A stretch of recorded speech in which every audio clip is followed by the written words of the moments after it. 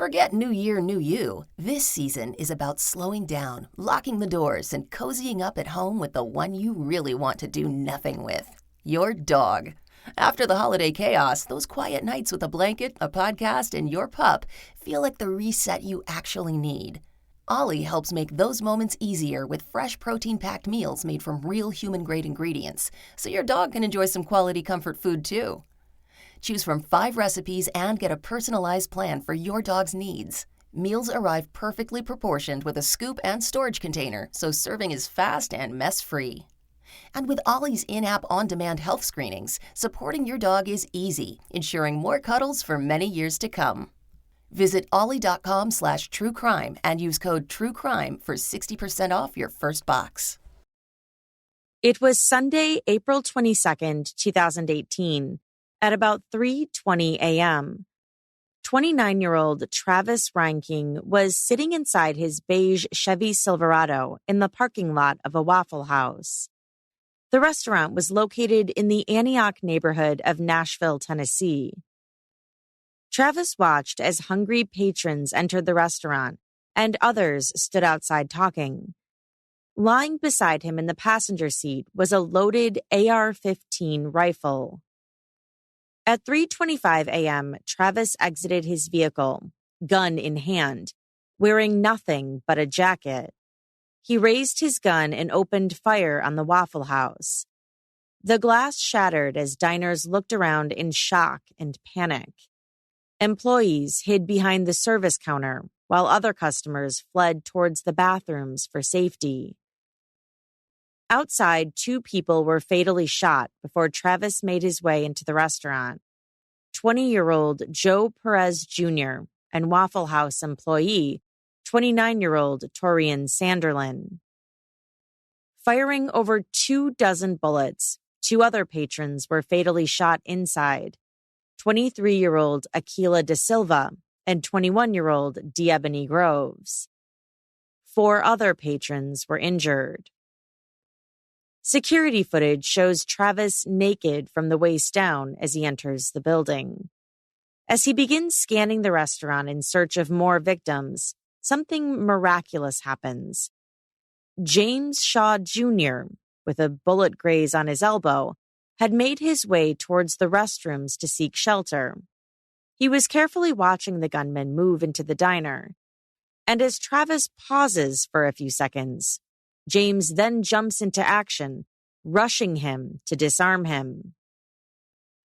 During a later trial, James would recall in front of a jury that a voice told him to do it now. His heroic bravery would end up saving the lives of countless others. On the surveillance video, you can see James leaping after Travis and grabbing a hold of the AR-15. The 2 men fight over control of the weapon for almost 2 minutes. The barrel of the rifle, still piping hot from the bullets Travis had fired, burns James's hands and arms. When I first run through the door, knocks him off balance, gets up. I then grab the gun with my right hand, the barrel, and I point the barrel down because I know if the barrel's pointed down to the ground, it can't hurt me. It can't really hurt anybody if it's pointed down to the ground. And so I take him and I'm kind of choking him with my left hand. And I'm pushing him and I'm pushing him out the way. And he kind of goes for my left hand. And as he goes for my left hand, I take my right hand off. You still use my right hand. I take my left hand off of him. And I just pulling up. And I finally get the gun and I throw it. James pulls the weapon away from Travis and quickly throws it over the counter towards the cash register where several employees are hiding underneath. James then pushes Travis out of the building. Travis turns to run, jumping over the lifeless body of Joe Perez Jr. as he flees on foot, leaving behind the gun, his truck, and a grisly scene. A manhunt was underway, and Travis Reinking was now roaming the streets of Nashville, a city on edge. This is Jillian, and you are listening to Court Junkie, episode 193.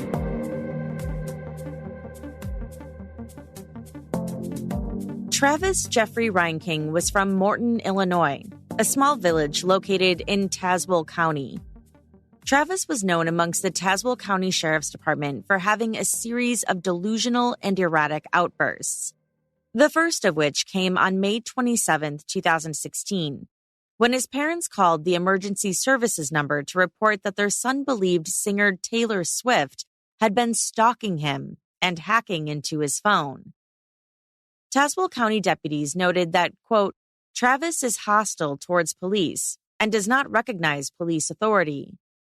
They also took note of various firearms Travis had registered to his name.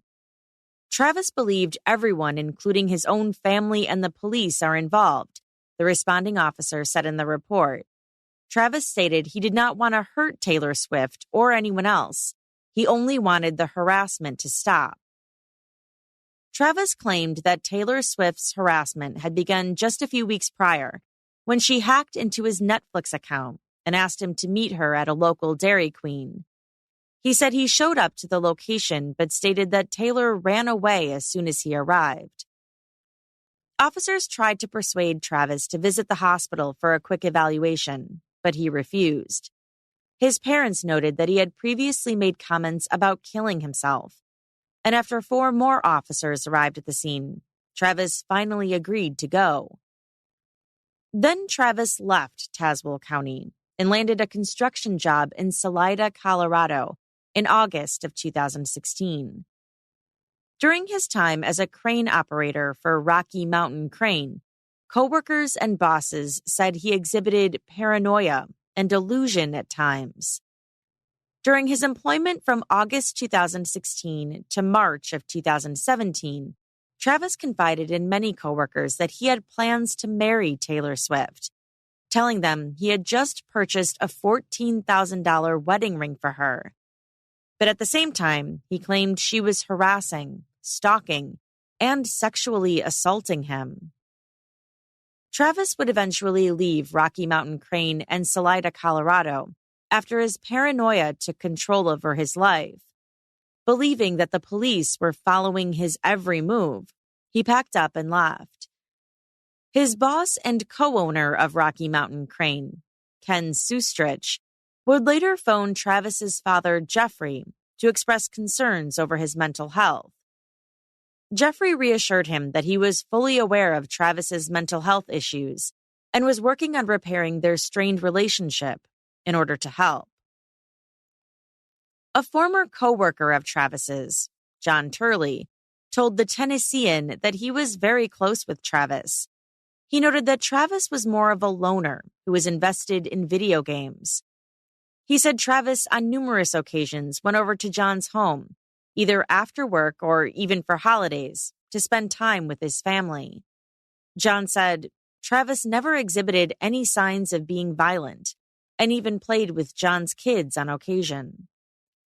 John did acknowledge that parts of Travis's personality confused coworkers. Several times, Travis confided in them that he was gay, which didn't exactly align with his goal of marrying Taylor Swift. He also expressed that he was a sovereign citizen, a member of an anti-government extremist group that believes they are separate from the United States and not bound by government authority.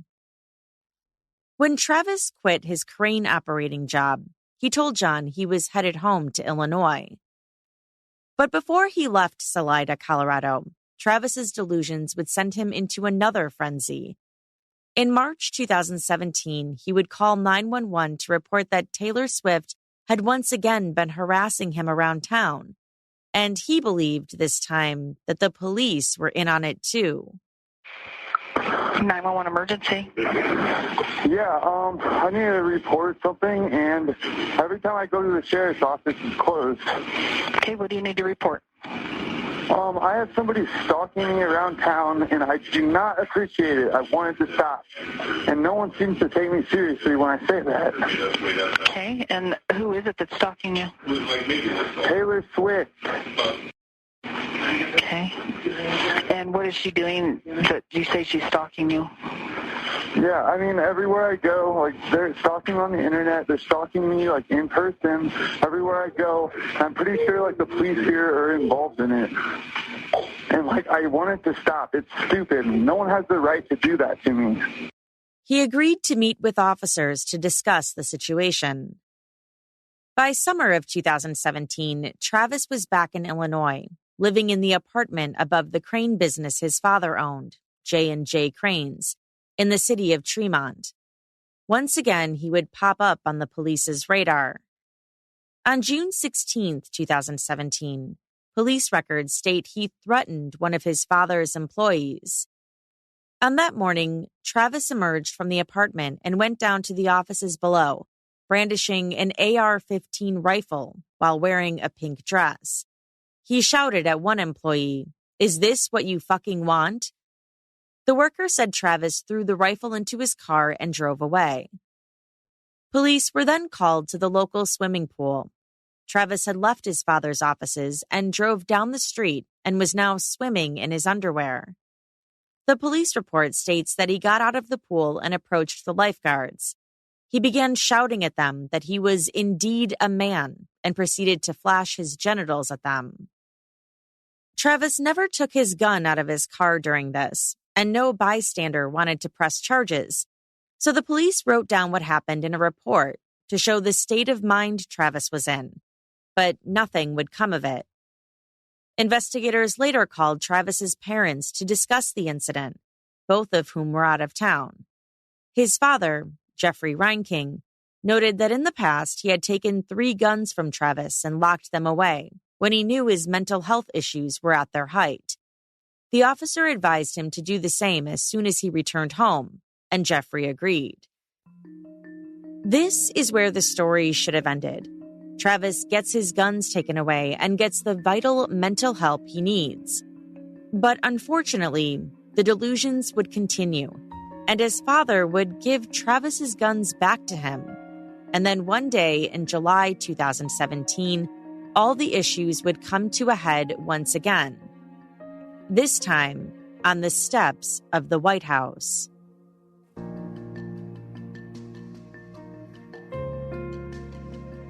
On July 7, 2017, a Secret Service officer outside the White House watched as Travis Reinking slowly made his way towards the Northeast pedestrian gate on Pennsylvania Avenue. Travis told the officer he had to get into the White House because he needed to speak with then-President Donald Trump. The officer advised Travis to join a tour of the White House if he wanted to see the inside of the building, and asked him to step aside from blocking the gate. Travis did not comply. Instead, he told the officer that he was a sovereign citizen who had the right to inspect the grounds of the building. Again, the officer on duty would ask him to step away from the entrance, but that only annoyed Travis more. He began taking off his tie, bunching it up in his fist, and then he advanced towards the entrance and towards the officers. He walked past the security barrier, telling the officer, "Do what you need to do. Arrest me if you have to." As you can imagine, Travis was promptly hauled away, questioned, and then arrested for unlawful entry. On July 26, 2017, Travis entered into a deferred prosecution agreement with the DA of the District of Columbia. He vowed to follow all laws for a 4-month period and serve 32 hours of community service during that time. Travis abided by the order and completed his sentencing in November. He then traveled back to Illinois, where he would do anything but lay low. On August 11th that following year, he had another encounter with police, where he drove up to a parked squad car and told the officer inside that he wished to file a report about someone stalking him.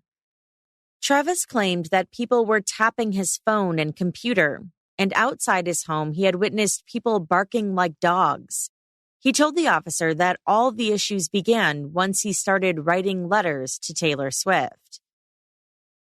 After his arrest on the White House grounds, the FBI, Secret Service, and local police coordinated a search of Travis's home. On August 24th, the Tazewell Sheriff's Office revoked his state firearm privileges and confiscated firearms and ammunition from his residence. The officers then gave the weapons to Travis's father, Jeffrey, for safekeeping. Jeffrey assured the officers that he would keep them secure and away from Travis. Of the 4 weapons seized, one was the AR-15 Travis would eventually use in the Waffle House shooting. According to prosecutors, Jeffrey handed these weapons back to Travis soon after they were confiscated. Months later, at the beginning of 2018, Travis took a construction job in Nashville, Tennessee with Clark Crane. He worked for the company from January 22nd to April 3rd.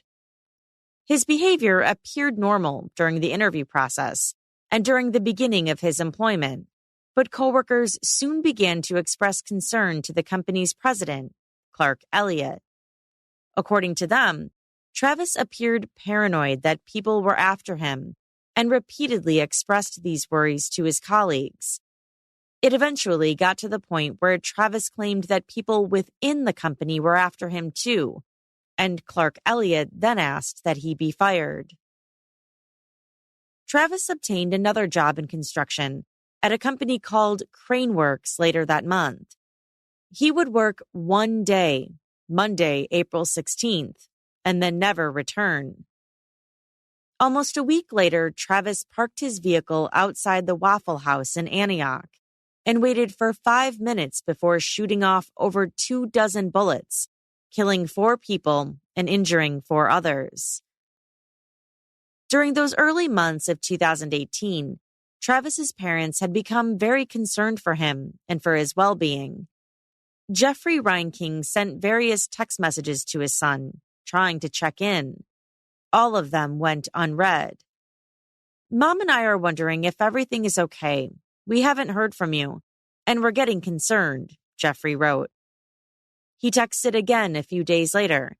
"Can you please call me?" Getting no answer and concerned for his son's safety, Jeffrey traveled to Knoxville, Tennessee in January, attempting to search for Travis. With no real leads or indications of where his son resided, Jeffrey called over 30 apartment complexes in the area looking for him. According to Jeffrey, the next time he would see his son would be after the 34-hour manhunt that would follow the Waffle House shooting.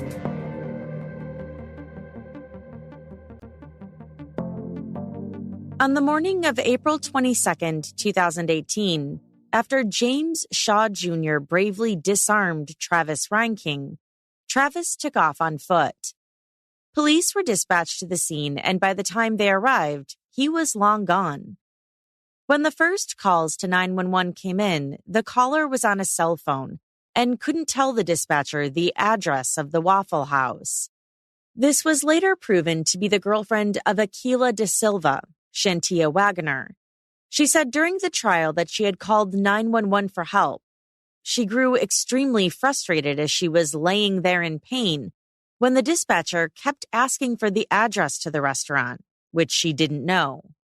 The Waffle House looks like there's a female at the location saying there's a male white who has no clothing on that's shooting at the location. We're getting multiple calls on this. After the first call came in, 911 dispatchers sent officers to a different Waffle House about 9 miles away.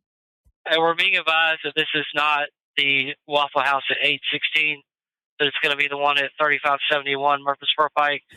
By the time the officers arrived at the correct location, precious time was gone. As investigators began interviewing the victims and witnesses to the shooting, they were able to run the plates for the truck Travis had parked outside, registered in his name. The AR-15 was also registered to Travis, and soon a large-scale 34-hour manhunt would be underway. The Metro Nashville Police Department immediately shared images of Travis with the public, begging for tips and sightings, and encouraging residents to be highly vigilant and to lock all doors to their homes. Rainy weather impeded police canines' ability to properly track their suspect. This severe weather also forced the police helicopter to the ground and out of the search. But the next day, on the afternoon of Monday, April 23rd, Travis was found after various observant locals called 911, reporting a suspicious man dressed in dark clothes, covered in mud, wandering around. And he's in behind the elementary school, headed towards the TVA lines in the woods. From a distance, it looks like this guy. He's got mud all over him. I'd get somebody over here. This is right where he lived, the suspect y'all are looking for. Travis was arrested in a wooded area close to the Waffle House at 1:07 p.m. He immediately requested a lawyer. At the time of his arrest, Travis was carrying a backpack containing a gun, ammunition, a flashlight, and a holster. He was taken to the Davidson County Jail in Nashville and charged with 4 counts of criminal homicide. He was held on a $2 million bond. It wasn't Travis's first run-in with the law that week, however. 4 days before the Waffle House shooting, Travis stole a car from a neighboring BMW dealership. According to the Brentwood Police Department, on Thursday, April 17, 2018, Travis visited the dealership and posed as a customer. He then stole the keys to a 2018 BMW X6 from a salesperson and took off. Brentwood police were called in and a quick chase occurred as they followed him and tried to initiate a stop. But Travis kept going, and the cops eventually called off the chase, deciding to use the car's GPS system to locate it instead. When the system was checked, police discovered the car was parked outside some apartment complexes, not too far away. And when they arrived, the car was abandoned, no evidence to be found. They only had grainy surveillance footage from the dealership that featured a man donning sunglasses. It wasn't until 5 days later, as Metro Nashville PD began sharing Travis's photo as a part of their manhunt, did the salesperson and dealership employees recognize their car thief. After the Waffle House shooting, police conducted a standard search of Travis's home and found the stolen keys among his belongings. As his trial date neared, a mental evaluation revealed that not only did Travis have schizophrenia, but he was deemed not competent to stand trial. He was then checked into the Middle Tennessee Mental Health Institute for treatment. In May 2018, Travis called a local Nashville reporter, Nick Barris, from his maximum security jail cell. He said he wanted to discuss his mental health, his lawyers, and his case. He refused to talk about the actual shooting, but assured the reporter that he would be representing himself. "That's the thing. I'm choosing to represent myself. I don't know how that works. I didn't like those attorneys," he said. Travis expressed extreme frustration with his attorneys, who he believed could not represent him accurately. He continued to plead that he was not fit to stand trial, even sharing some jailhouse art that he had done that depicted the Waffle House shooting with stick figure drawings. After another evaluation in October 2018, a judge reversed the order and deemed him fit to stand trial. Prosecutors announced they would be seeking the death penalty. In February 2019, Travis pleaded not guilty to the charges related to the shooting. On the day of the trial, however, he changed his plea to not guilty by reason of insanity.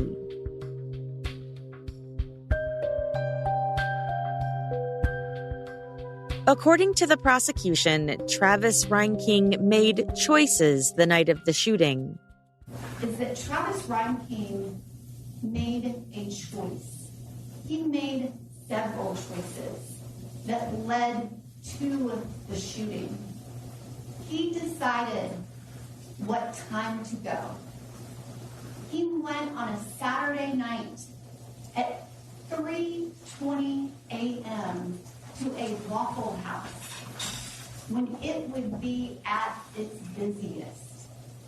He chose not to wear clothes other than a green jacket. He made that choice. He chose which of his 4 firearms to take with him. Chose the one that had the highest capacity magazine. He chose to buy additional magazines for that weapon, and he chose to take 90 rounds of ammunition. He chose that parking spot where he could see everything. Prosecutor Jan Norman told the jury that the evidence will show that the shooting was an act of revenge done out of anger. A journal investigators found detailed plans Travis had to drive to Colorado, hang out with friends, smoke marijuana, and repossess cars and houses so he wouldn't have to work. After the BMW he had tried to steal was seized, he wrote in the journal how he wanted to punish them by taking something they couldn't take back, some of their own lives. Prosecutor Norman said that's what Travis did that night at the Waffle House. He went there to take something that he couldn't give back, lives. Despite initially saying he was going to represent himself, Travis was represented by defense attorney Luke Evans, who said during his opening statement that they don't disagree that Travis was the shooter. But he said Travis is severely mentally ill, that he has battled schizophrenia for years. And so on the night of April 22nd, 2018, you're going to hear that Mr. Ryan King believed he was commanded by God to go to the Waffle House in defense of himself and other people, that the people at the Waffle House, in his mind, were government agents, that were responsible for all the torment that he was perceiving over those years. He told the jury that Travis was insane at the time of the shooting. More than 60 people took the stand, including the victims' family members, as well as the surviving victims. Torian Sanderlin was a 29-year-old employee at the Waffle House. He lived with his cousin, William Murray, relatively close to the diner. The two men believed the location was safe and provided a good opportunity to make money. The night before the shooting, Torian and his cousin attended a comedy show at Bridgestone Arena. Out late, they joked about Torian calling out of work the next day, but he wouldn't. Instead, he arrived late for his shift at the Waffle House, unaware of the tragedy that was about to unfold. He had just announced to his coworkers that he was stepping outside for a 15-minute smoke break. That's where he was when Travis Reinking emerged from his truck, brandishing an AR-15. Travis fired at the building, and outdoor surveillance footage shows Torian charging at him to stop him, but it was too late. Torian was fatally shot outside, falling to the ground as Travis advanced towards the building. Later that day, after the shooting, William was preparing for Torian to return home after his shift. The two regularly played video games together in the morning. William looked at his phone. He had received more than 40 missed calls and text messages from friends and family asking about the shooting at the Waffle House. I remember calling my cousin about 30 times, thinking, oh, maybe he just dropped his phone or his phone dead.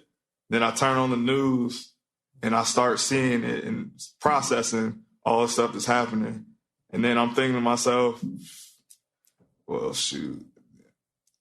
Okay, he got shot with like a little pistol or something. He fine, he big dude.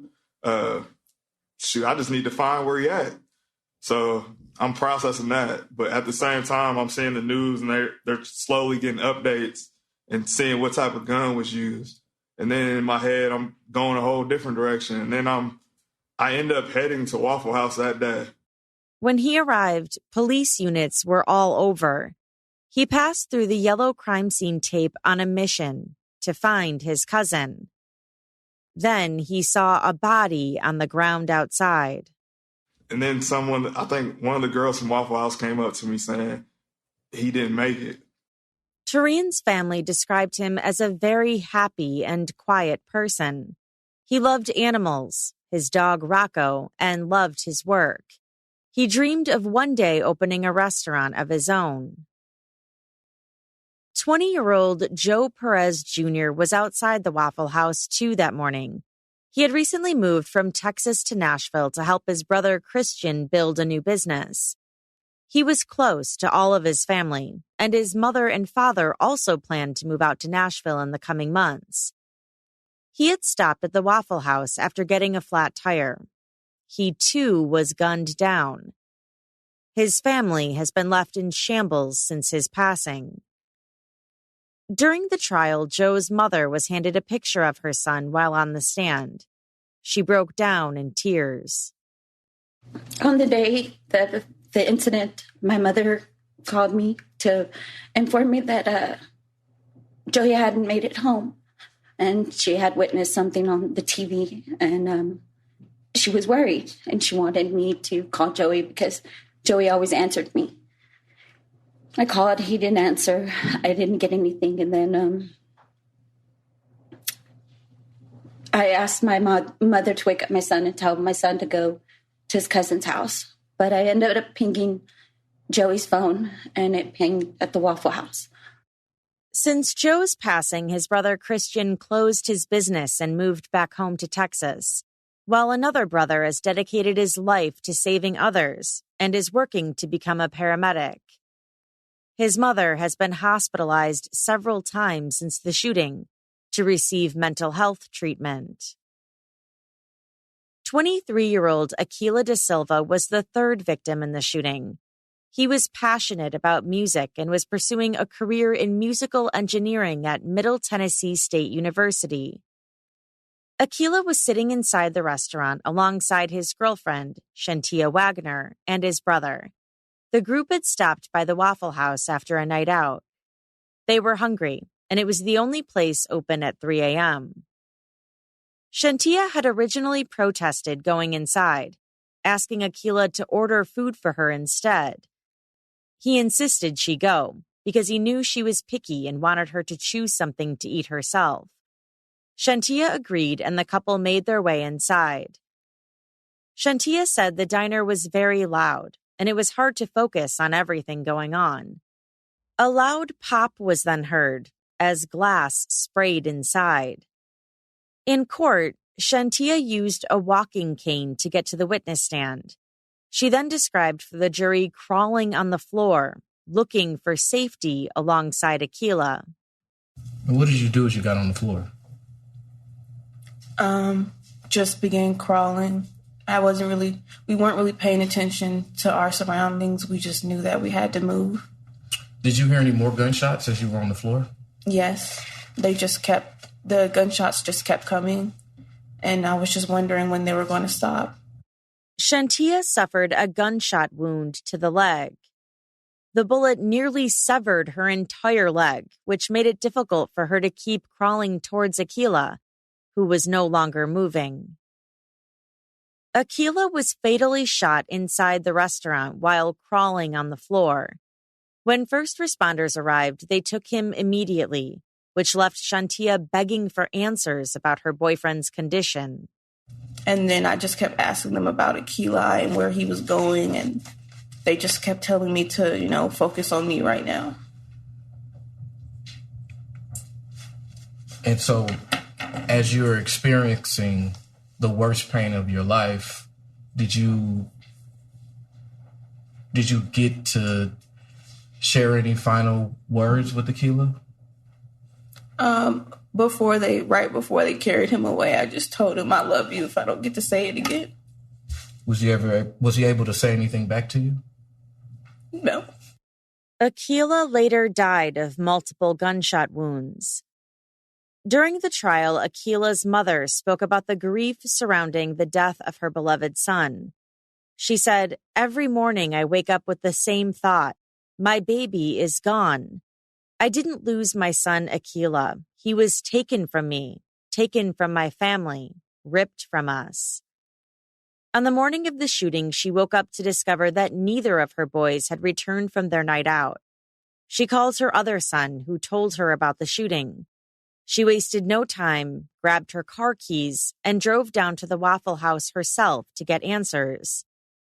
When she arrived, she said the scene was chaotic, with police and first responders everywhere. An ambulance then pulled up next to her on the road. The doors were open, and there he was, her son, Akila. She tried shouting his name to see if she could get a response from him. Yelling his name over and over was met with silence. Something was terribly wrong. The fourth victim in the Waffle House shooting was 21-year-old Diebony Groves. She was attending Belmont University in Nashville and was majoring in social work. Diebony was just about to graduate. She was gunned down inside. Her mother said all the dreams she had for her daughter disintegrated the day she was killed. 1 month after the shooting, she walked the graduation stage at Belmont University to receive the degree her daughter had worked so hard for. The university also set up a scholarship fund in her honor to help others. She told the jury how she visits her grave multiple times per week. My days now are spent with scheduled weekly visits to the cemetery, which is usually on Sundays because I pass by going to church and coming back home. Many days of unmanageable tears I just can't seem to control them, continually flowing. A broken heart and a hole in my soul. Others were injured during the shooting as well. Kayla Shaw had quickly run into the Waffle House to get her carryout order. It was 3:20 a.m. and she had 2 friends waiting for her in the car. She was standing at the counter when she heard a loud pop, and a huge gust of glass came from behind. She immediately hit the ground, wedging herself between the counter and the stools. She was the most exposed customer in the shooting, laying directly in front of the door that Travis would walk through in a matter of seconds. She made the choice to play dead, lay completely still, and hold her breath. She never saw the gunman's face and only heard the struggle between Travis and James Shaw Jr. over the weapon. Did you ever look up? Unfortunately, a moment I did glance up.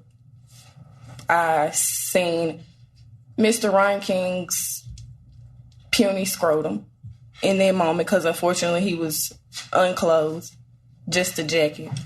But you could not see his face at that point. No. Right? All right. And then after you peeked up, did you then go back to keeping your eyes closed and laying still? I did. I was very still after that. All right. Did you hear more shots at that point? I did not. Okay. What was the next thing you heard? I heard rustling. I heard furniture moving. That's what I would say. And then a dead silence. Still. She sustained wounds to the left side of her face from the broken glass. Another customer, Sharita Henderson, was also injured during the shooting. She was seated next to her friend and sorority sister, Diebony Groves, when the shooting began. She and Diebony hit the ground attempting to seek cover. She recalled looking outside the window and seeing Joe Perez Jr. laying on the ground. As I looked out the window, once the glass shattered, he had turned to me. I could tell, obviously, that he had been hit at least once. I didn't know how many times at the time, but he turned to me and mouthed, "Play dead." And so that's what I did. And then I saw him be shot in the head, and he died right after that. She was shot 3 times and said she made direct eye contact with Travis as he was shooting her. He shot me in my right forearm. So I have a concave injury. This is the entrance. And then on the front of my forearm is the exit wound. That's right here. It's about this long. And then I was shot in my upper bicep, and it took a chunk of my arm off. And the bullet fragments ended up in the soft tissue right outside of my lungs. And then he also shot me in my leg, and my leg was detached. It was hanging on by like tendons and skin. James Shaw Jr. testified about his experience that night. He said it had been a long night of hanging out with friends at a frat party down the road. He and his friend attempted to find food. They tried a Taco Bell and then a McDonald's. Both were closed. They then settled on the Waffle House in Antioch. They sat at a table inside. James was seated with his back to the window. Suddenly, the windows were shot out. James got up and immediately headed to the bathroom area to get away from the windows. He recalled thinking about jumping over the booth in front of him and running out the door, but something told him not to do that. Travis Reinking then entered. This is when I just stopped behind the door and looked through the eyelid glass window. And then he turned the gun towards me and he let off a round. James watched as Travis moved through the restaurant, apparently looking for more victims. When he paused for a few seconds, James saw his opportunity. There was a voice that told me to do it. Do it now. And I acted upon that voice because I didn't see any other way. That's why I didn't go in the bathroom, because I told myself that's like shooting fish in a barrel, literally. So I wanted to stay outside that door, try to keep an eye on him and just try to find my moment, just try to find my opportunity. And it presented itself. He charged Travis and broke the weapon away from his hands. The gun went flying for what felt like an eternity, finally landing somewhere behind the counter before Travis took off on foot. James said he is no hero, but was just acting to save his own life and helped others in the process.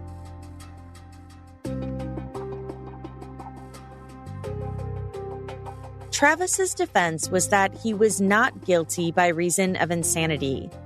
Under Tennessee state law, that meant he had to prove that he was unable to appreciate the nature or wrongfulness of his acts, and that his inability to do that was a result of a severe mental disease or defect. The defense called Dr. Mary Elizabeth Wood, an assistant professor at Vanderbilt University, to the stand. She evaluated Travis for the court back in 2018 to determine whether he was competent to stand trial. She testified that she determined that Travis has schizophrenia, a severe form on the psychotic spectrum. She said he suffers from intense delusions, hallucinations, and paranoia. She pointed to the long list of prior incidents where police were called and where Travis claimed that Taylor Swift was harassing him. She said there was evidence that there was paranoia with the government and law enforcement. Travis not only felt that Taylor Swift was harassing and threatening him, but he felt that others were in on it too. It also changed in terms of his perception of who was communicating with him. It was initially just Taylor Swift and then Ariana Grande at one point. Over time, he believed that his family was involved. He thought the CIA, the FBI, the police, various individuals. And I talked about these things that he did to kind of get help over time. And he perceived the fact that nothing was done when he filed these reports as evidence that these individuals were involved. I can also tell you that during my interviews with Mr. Reinking, he later told his attorney that I guess I had made some motion with my mouth or something, and he started to believe that I was potentially involved in this sort of larger conspiracy.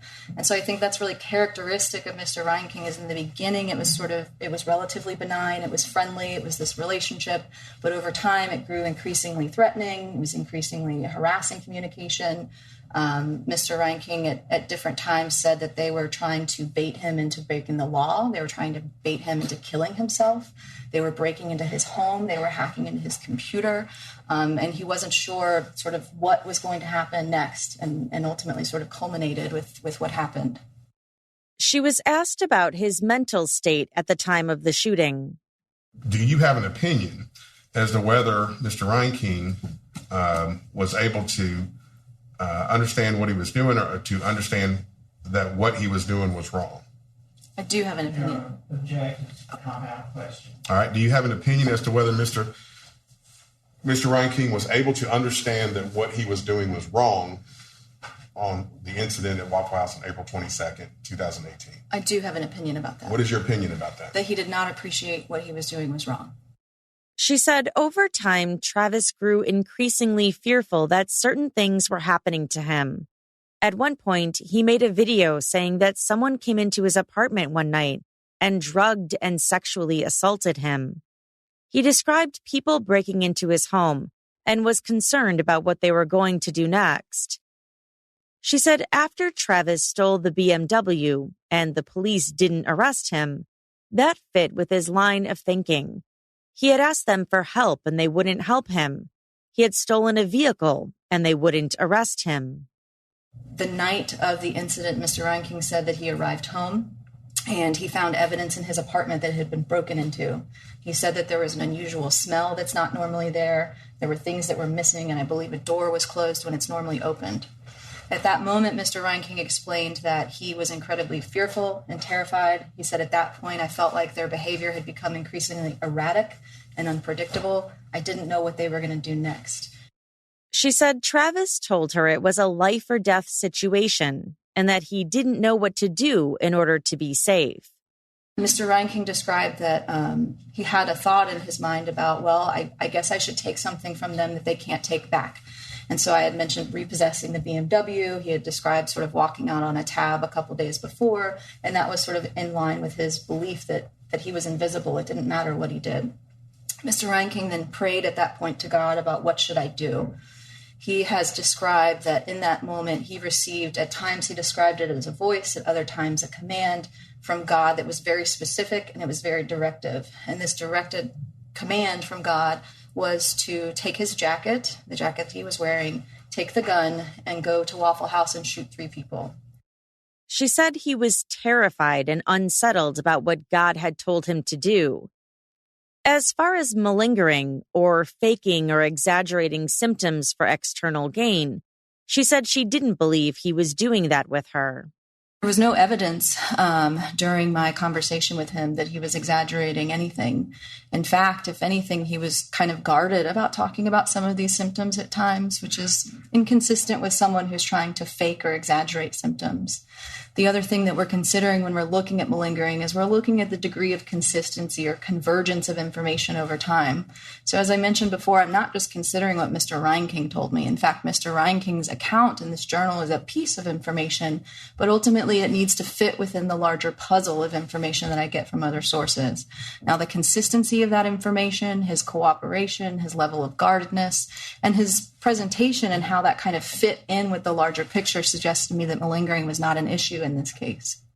Travis's attorney, Paul Bruno, then asked her to explain why Travis had fled the scene afterwards and hid from police.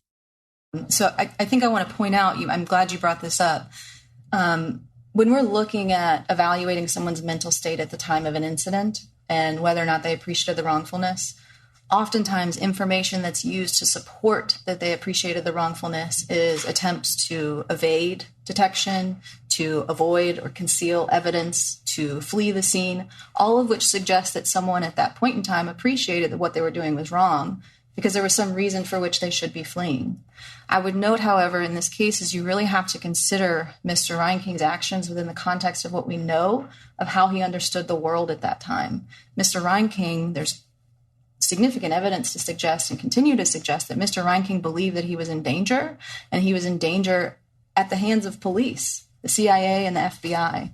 And it makes conceptual sense to me that someone who would do something at this point and believe that the police were going to respond, individuals that he perceived as working against him, baiting him to kill himself and potentially breaking into his home and going to harm him, it makes sense to me then that Mr. Reinking would not have stayed. On cross-examination, prosecutor Ronald Dowdy brought up the journal that was found after the BMW had been taken by the police, and how in it, Travis had said that he wanted to take lives. He is saying his actions are the same as those that he believes are evil, would poison him, that would kill him, right? He's saying that's what he did. The same as that. Correct. I think you're trying to impose logic and reason that we possess onto someone who wasn't processing and reasoning in the same way that the rest of us are. Well, we have to impose logic and reasoning as we make an assessment, because the jury has to make a determination about whether or not the defendant could appreciate the wrongfulness of his conduct. And you're telling me that you have looked at his words and his phrases and tried to say that he couldn't equate the two of saying, I'm going to go and murder people, when he's saying as in punishment and in retaliation for someone taking a car from him, which he believed was basically trying to kill him. Like, he is saying... Judge, there's no question. Now, I might do that. Let's start that all over. Sure, Judge. The point, though, is a person who can say,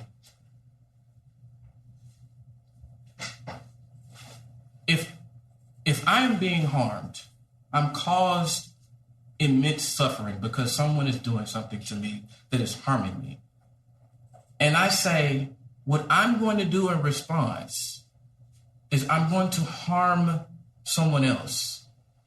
That is understanding that what is happening to me is wrong and that what I am going to do is wrong. That is making a moral assessment, is it not? Sure. The defense also called Dr. Rena Eisen, a forensic psychologist, to the stand. She testified that after the shooting, she treated Travis, who told her that a direct implant from God had told him to do it. She said he believed the people inside the restaurant were CIA and FBI agents. She testified that she, too, believed Travis couldn't appreciate that what he was doing was wrong. But on cross, she agreed that he had understood the wrongfulness of his actions afterwards, when he hid from police. Travis declined to testify. On February 4th, 2022, a jury of 12, comprised of 10 women and 2 men, found Travis Reinking guilty on all 16 counts. He was sentenced to life without the possibility of parole. Travis's father, Jeffrey Reinking, was charged in 2019 with unlawful delivery of a firearm for allegedly giving Travis his guns back, including the very gun used in the fatal shooting. In December 2021, Jeffrey waived his right to a jury and was free on bond. Some of the victims' families have since sued the Reinking family, specifically Jeffrey. Those cases are pending. And that's all for this episode. As always, I'd love to know what you think about this case. Let me know by joining the conversation on Instagram @CourtJunkie, by tweeting me @CourtJunkiePod, or by emailing me at podcast@courtjunkie.com. This episode was researched and written by Law and Crime staff. To hear Court Junkie episodes without the ads and to hear additional Court Junkie bonus episodes, go to courtjunkie.com/support. That will redirect you to my Patreon page. Thanks everyone for listening. Until next time.